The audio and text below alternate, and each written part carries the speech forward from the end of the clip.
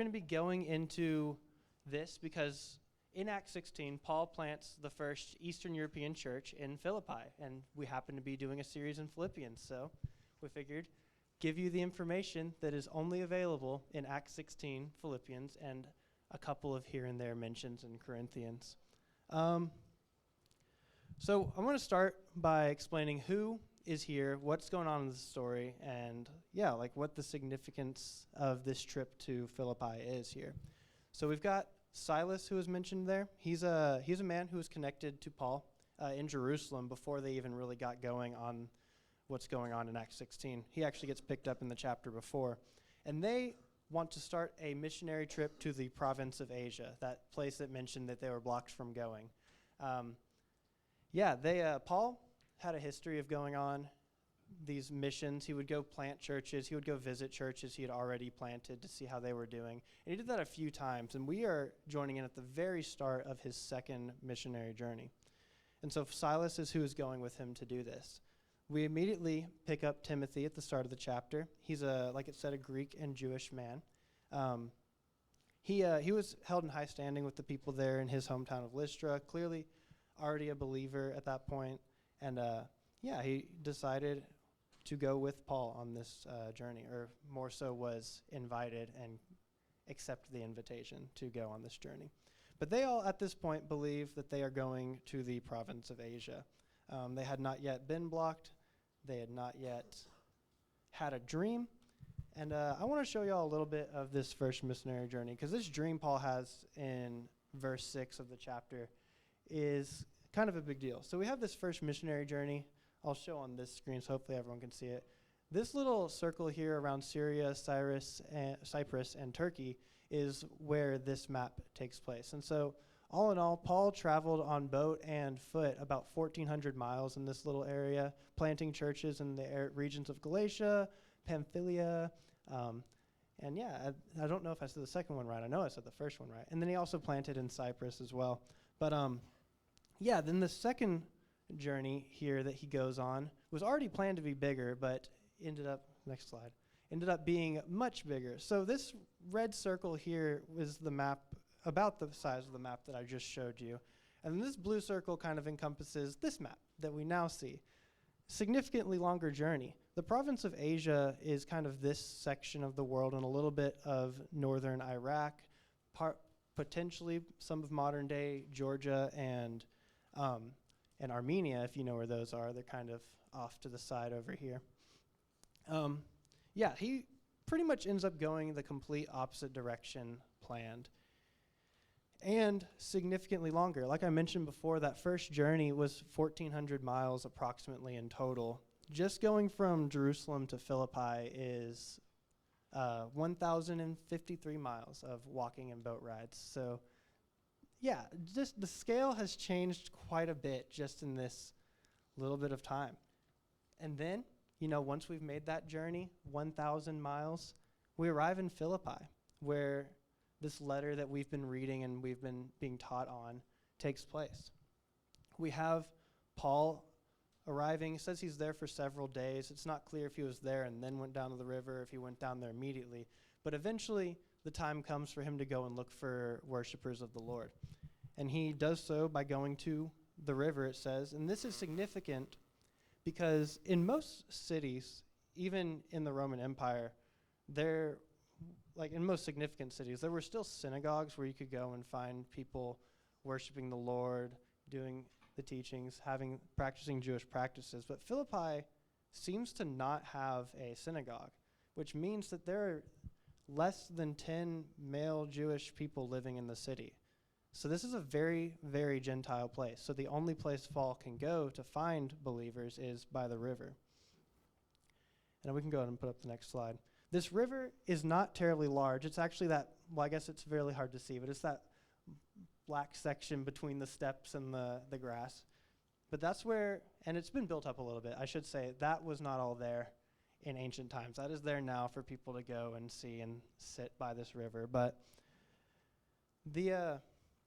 so the Jewish practitioners, the people who believed in God, would go down here to worship and to teach each other, and that's where Paul went to teach. And this woman, Lydia, who it's mentioned, that becomes the first follower, the first convert of the Western world, really.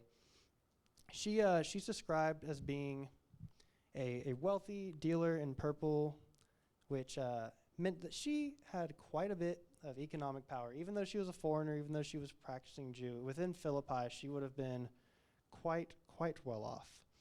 And also the language of her household is significant because that means that there was people, working for her, potentially also her family, but she had a great deal of prominence. And she managed to be baptized in that very shallow river. Seeing that makes me wonder, was she fully submerged? I know it's a big deal to some people, but, she is very important to our story. It's her house where Paul and Timothy and Silas stay there this next night, one of the few nights we know of for sure taking place in Philippi. And it's her house also at the end of the chapter that the church is taking place in.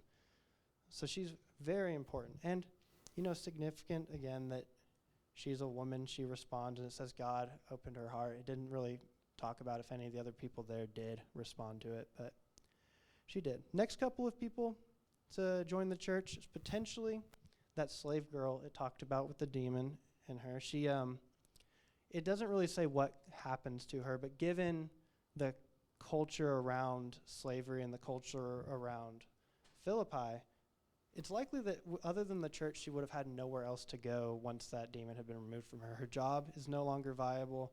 She's either going to, basically just work a difficult life with no rights for the rest of her life, or she's going to be tossed away and then have nowhere to go.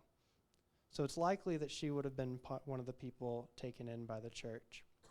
And then Paul and Silas, because of driving that demon out, are thrown in jail. There's a lot of significance to this happening. It's why Paul's attitude at the end of the chapter is kind of like, I'm in charge now. Paul, being a Roman, was due a trial, even with the accusations pitted against him. But because the men who owned this girl, who this slave was driven out of, they said, we can no longer make money. Let's just go accuse this guy of being a problem and get him beaten and thrown in jail. It's very retaliatory. But it should not have happened. Paul, being a Roman, was owed a trial, let alone not owed to be beaten regardless. But yeah, that was just icing on the cake with that point. But that's why Paul at the end of the chapter is just in control. He's being able to say, no, they have to come show everyone that they're releasing me from jail. They tell him to leave. He says, actually, I think I'm going to stay a little while longer. I want to see my friends. He doesn't have to listen to them because they treated him illegally. So that's pretty significant. And then we have the jailer. Let's go ahead and put up the next slide, picture of the jail. This guy, oh man, that is really hard to see. Any way we can get these lights right here down a little bit? Or am I just going to have to explain what's going on there? So I'll talk about the jailer real quick while we see if I can show you this picture. He would have been someone who would have had, I guess, a little easier. It's kind of a tough picture. I'll blame this one on the guy this was from a video that Rhett shared with me. Very interesting. It's a guy traveling around Philippi. He could have done a better job of exposing that for sure. Really hard to see, but y'all, I don't know if you can tell, this little room back here, that's not really standing height. Paul and Silas were put in a room like this, shackled up, and they rejoiced. That is incredible. I couldn't be put in a bigger room than that and rejoice. So that's impressive. But they meet this jailer because of their rejoicing. God, sends the earthquake that it mentions, and their shackles are released, the gates fall open, and they are able to leave if they want to, but they do not. The jailer comes, he's ready to commit suicide, but Paul and Silas stop him, and he's so moved by them, by the work that God has done there, that he wants to convert his whole family. And so Paul and Silas baptize him, spend the night. He takes care of their wounds. And then this guy and his family become the next, for sure, members of the Philippian church. And so now that we have the characters that join the church, we're a little bit more than halfway through the chapter. We can go ahead and pull the lights up. This is no longer necessary. Thank you, Peter. We've got this social ladder that Rhett shared through with us last week with the emperor, the Roman authorities, military and veterans all up there at the top. And then we're working more with these last three rungs right here, the people in our story. We have Lydia, who we met first, who was more in like the tradesman, farmer, merchant kind of area, but well off in that. She had a lot of economic power, but given where she was on this ladder here, she did not have much social power. She actually had much less than the slaver, or not the slaver, excuse me, the jailer, who would have been a Roman citizen, but because of his job of being in charge of watching the jail, not very economically prominent. He, definitely was not as well off as Lydia, did not have a household, just a family to convert with him. And so you have these weird thing going on with those two of they're on different rungs of the social ladder and then flipped roles on the economic ladder. So that would have been so interesting to get to be there and witness how does that play out. And then obviously if we assume that the slave girl did join, she's got neither of them being at the bottom there. So that would add its own issues of how does she integrate into that community? How do they treat her? How do they, what level of respect does she receive? Does she get to live with any of them because she would have nowhere to go? Just a lot of questions left at the end of there. But I want y'all to kind of think through some issues here with me that might be arising from this from this group that we've put together. So I want you to take maybe a little bit of time. I'll pause with each of these. You can think about it. How would the jailer have viewed Lydia, a rich foreigner? Does he think she deserves her place within Philippi with the economic status that comes with that? How does Lydia feel having a jailer, basically a police officer who she doesn't really know, in her house? And how do their families and households get along? How do they relate to each other coming from such different worlds? And like I mentioned before, what about the slave girl? She likely has nowhere to live, no family of her own that we know of within the area. So where does she go? Who takes care of her and who makes sure that she's included? Who do they do a good job of including her?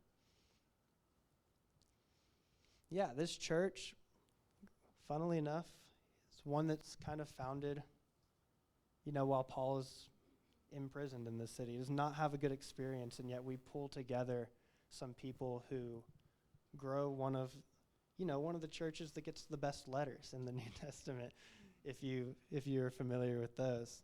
Philippians is a much more joyful letter than the next few towns that Paul visits after. But it's unclear exactly how long Paul was there, building up this church and building up this community. We know it says several days. We know he stayed a night with Lydia. We know he stayed a night in jail. And we know that for many days between those two instances, he was being bothered by this slave girl. This church didn't need a lot of time to grow to loving Paul. It mentions in Philippians in chapter 4 that this church financially aided Paul when he was in Thessalonica, which he was there. It was 3 stops later. He's there within 6 months of having left Philippi, approximately. And so this church was so willing from their time with him to financially aid a guy they met less than a year ago who's on this mission when he meets them, to make sure that he's taking care of a few cities away. And we'll go ahead and take the slides down. I